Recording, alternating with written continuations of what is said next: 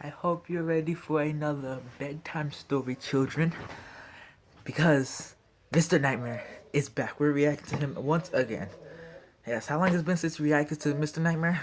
Who knows? But yo, love Mr. Nightmare. So glad we get to be back into the series.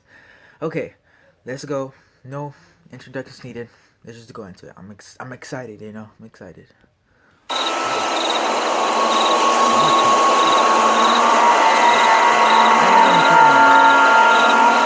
Here's something you guys should know. Let me turn on the volume real quick. Too loud. I randomly clicked on a video. I randomly clicked on a video of Mr. Nightmares. So yeah, so it's 3 disturbing true summer camp horror stories. And I turned off all the lights just to make the mood even creepier, except this one, because this is how you see my fucking face. Let's go. Come on. Hey, love, drunk, Mike, molester.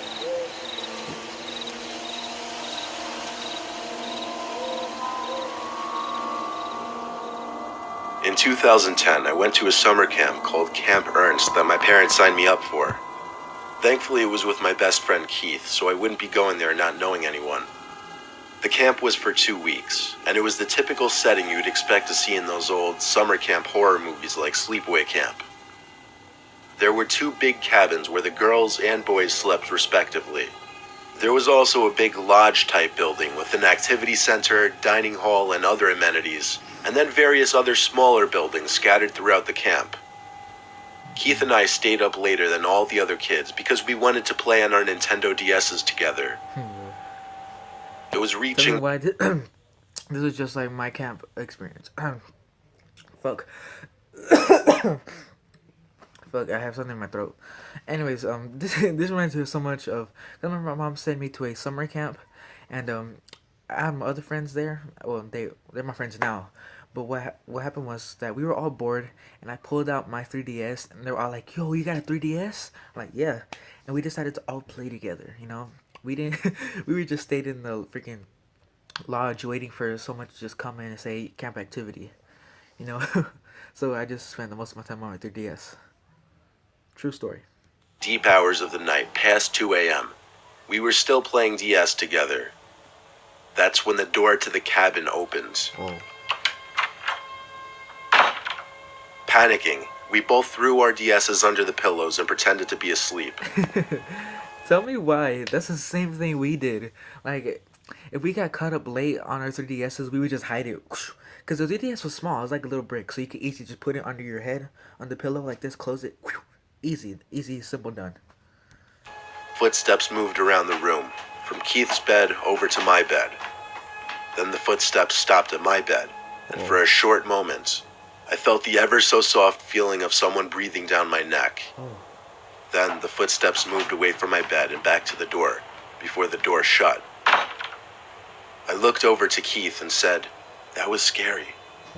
Especially since whoever that was breathing down my neck." We went back to playing I would alert everyone. Because if someone's breathing down my neck, it's over. We're gonna fight. Because I'm not having that. I wouldn't want to die today. DS's. That's when I got a text message on my phone, which read, "Why are you two still up?" Those of us who had cell phones were given a list of phone numbers of the camp counselors who we should call if something were to happen. But that number didn't belong to any of the counselors. Not that I knew of, at least. Wow. I texted back saying, "Who is this?" They never responded, though. I told Keith, who didn't have a cell phone, and he was just as freaked out as I was. Obviously, it had to be a counselor. Or so we thought. So we went back to playing on our DS's with the screen brightness all the way down. We both heard the back door to the cabin open.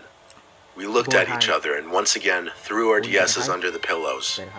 There were no more footsteps, though. Suddenly, my phone vibrated. It was another text message from the same number. It said, "It's Counselor Tony. Come outside to the back of the cabin. I have something to say to you." Wait, what did he say? What did he say? It was another text message from the same number. It said, "It's Counselor Tony. Come outside to the back of the cabin. I have something to say to you." No. if you hear noises from the back of the cabin, and the freaking guy texts you come outside in the back, no, you're not doing that. Don't do it. No, you're not. I'm gonna stay in there. I'm gonna have my friends come with me. I told Keith, and he said it sounded way too suspicious. Yes. Then we both wondered if whoever this Tony person was the one who just opened the back door. Probably. I got off the bed and took a few steps to the center of the room, where I could get a view down the hall to the back door. There was no one in sight, See? so I walked down the hall a little bit. You're gonna die. You're gonna die. Like, Keith didn't obvious. approve. When I got closer to the back screen door of the cabin, I realized there was a little section of wall that caved in, and in that little opening, there was someone hiding.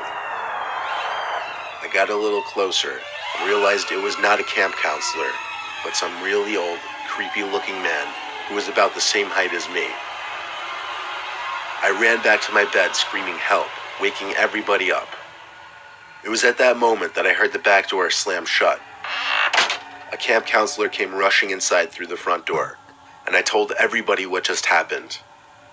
The counselors went around the whole campsite, searching the perimeter for anyone matching the description I gave. It was a big place surrounded by forest, though. It would be impossible to find someone. What still doesn't make sense to me is how that man got my phone number. My best guess would be he somehow found a list of phone numbers that the counselors had made. But how did he know who I was? I still dream about this experience every now and then. Wow. Dang, I don't know. Whew. It's interesting, you know. Next story. I was just 13. It was my first and last year at a teenager summer camp, which was basically a traditional summer camp for teens aged 13 to 16. The place had some history, though. An old woman who worked on the grounds died from reasons not disclosed to the Wait, public. she died? Hold on, what The did you say?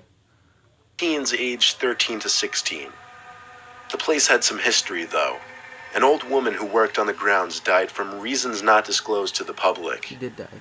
The old woman was one of the former cafeteria workers, Miss Graham. Well, I'll keep this short.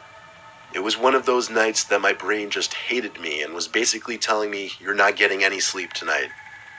I was Listen, rolling from side to side in an bro, uncomfortable... tell me what I had the same feeling like last night. Like I told myself, I'm going to sleep, I'm going to sleep, but my body told me that, nah, you ain't going to sleep today, boy. I didn't fall asleep until like 1 o'clock. That's how long I stood up, because I tried to make myself fall asleep, but I just couldn't. as everyone else was fast asleep. The full moon made for a bright night. Beams of light literally poured into the room from every window. I was so far from tired that I just felt defeated. I sat up and rubbed my eyes, and when I opened them again, No. I noticed the light from the window straight across from me was blocked by something. I gasped when I saw what was blocking the light. What was it? It was a person's head. It looked like an older woman with a red cap on. What the hell is this lady doing? I thought to myself. It didn't really hit me hard until I realized the woman was looking right at me, like her eyes were locked onto mine. When I saw this, I flipped on my side and pretended to be asleep, or maybe I just wanted to hide under the covers like a baby. I gave it a minute before I dared look back at the window. She was gone. I breathed a sigh of relief. The room seemed darker now, though. Something wasn't right. I looked up to the window right above my cot, and 3 feet away from me, at most, there was the same older woman in a red cap, looking straight down at me. Once again, I covered myself with the blankets and cowered in fear. I don't know how long I stayed like that before I actually fell asleep, because the next thing I remember is going to one of the adults running the camp and telling them about the woman with the red cap. He looked at the 2 women who were also in his office, and they looked back at him with disturbed faces. One of the women said, "That's so creepy, that sounds exactly like Miss Graham." As she said that, my heart skipped a beat. To this day, I don't know if what I saw at that window was a real person, if it was in my head, or if by some off chance, maybe it was Miss Graham out there.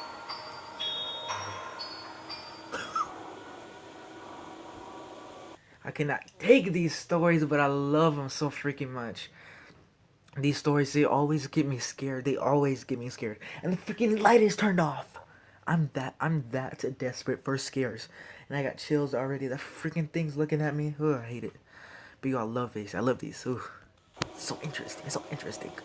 I'll never forget the time I went to a sleepaway camp in Pennsylvania. I was a little kid at the time, and I was very shy. Meeting all the other kids at the orientation on the first day was a scary experience for me. I'd rather be home playing Super Nintendo or something. True. Some of I the other love kids made Nintendo. friends pretty quickly. I thought I wasn't going to make any friends, but luckily some really outgoing kids started talking to me early on. Bro, tell me why that's exact my summer camp experience. When I first entered, I thought nobody's gonna talk to me. Nobody. I thought I was gonna be a loner. True story. I can't for the life of me remember his name though, so I'll call him Mike. Mike was a short blonde kid who always wore a Yankees hat. Thank I you. thought he was the coolest kid at the time, but looking back now, I realize he's probably one of those kids who turned into a punk troublemaker in high school. Wow. During the tour of the campgrounds the first day, Mike and I picked up on a lone bunk building that looked like it had been abandoned and unused for years. We asked one of the counselors what happened. He said he had no idea. It was his first week working there. All he knew was that it hadn't been used for years. Okay. On the last night of camp, we were in our bunks. Everyone was getting ready to go to sleep. Mike came up to me and whispered something in my ear. He wanted to sneak over to that abandoned bunk just for the fun of it and see what's inside. How retarded can you be to go out at night not knowing what time it is to where you're just gonna go out into the abandoned. You first of all, it's a bad idea to go in the woods at night. First problem. Number two, you go into an abandoned house that not even the counselor knows about it. How retarded can you be? I wanted to seem cool to Mike since I, for whatever reason, looked up to him. So I agreed. When everyone was asleep, we went outside and kept close to the bunk. We waited until the lights in the counselor's bunks were out, which wasn't long since it was already late.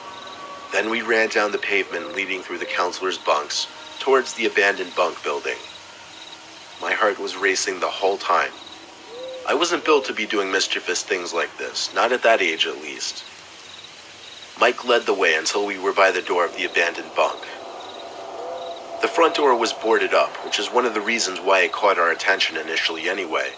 So we had to go through one of the windows, which, wouldn't you know it, there was one that was completely busted open already.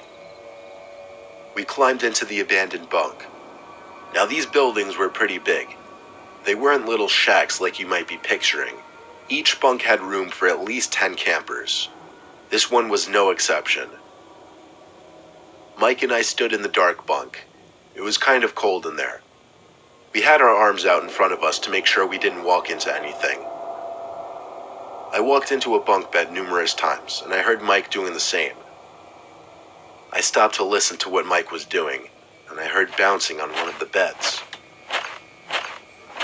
Shh, stop messing around, I told him. I assumed he was hopping up and down on one of the old bunk beds, but Mike's voice came from the complete opposite side of the room, as I remember he said, "That's not me, I thought that was you." We had nothing to use as a light source, so we were in a pitch black room in a building that hadn't been used What the fuck? Oh my god. Oh my freaking god. for years, and all we heard was the sound of someone bouncing up and down on a squeaky I can't take it. I can't take it. I can't take it. But we gotta do it. We gotta do it. We gotta do it. mattress. Needless to say, we freaked out and ran for the window we entered from. It was tiny though, so it took a while to get out. While I was waiting for Mike to get out, the bouncing sound stopped, and there was a loud thump sound. Whoever was bouncing on that bed must have jumped off.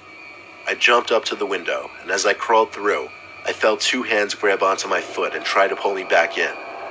But I was already out the window. We ran back to our bunk and locked the door. We contemplated running to the head counselor's bunk to tell them, but we figured we didn't want to get in trouble. Yes, looking back, that was a stupid decision. But we got through the night okay and went home the next day, living to tell the story another day.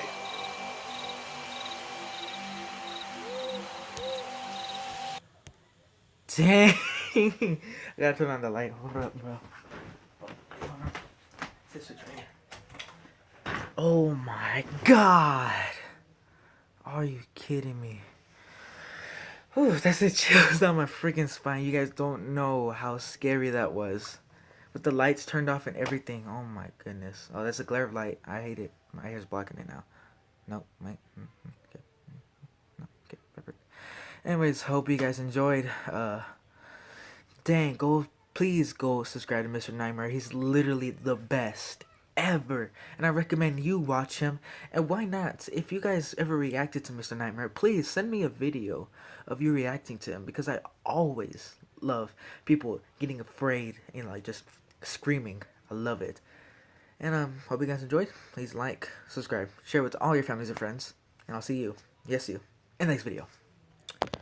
Peace.